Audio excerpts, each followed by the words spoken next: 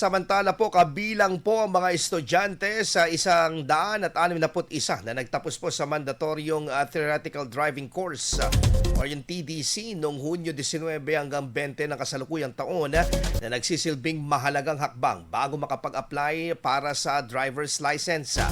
Bukod sa kanila, nagtapos rin ang mga manggagawa at mga nagnanais maging lisensyadong motorista kung saan sumailalim sa pagsasanay at natutuhan ang mahalagang kaalaman ukol sa mga traffic sign, batas at regulasyon sa kalsada, maging mga kinakailangang pagkuha ng lisensya at tamang kasanayan sa ligtas na pagmamaneho.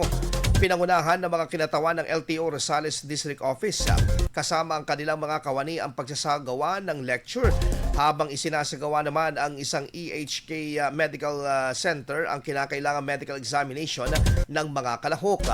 Inaasahan naman na ang mga ganitong klase ng programa ay maihahanda ang mas maraming residente sa responsableng pagmamaneho at matiyak na ang bagong motorista ay may sapat na kaalaman sa batas trapiko bilang bahagi ng patuloy na pagsusulong ng mga ligtas at disiplinadong paggamit ng mga kakalsadahan. IFM News. IFM News. IFM News.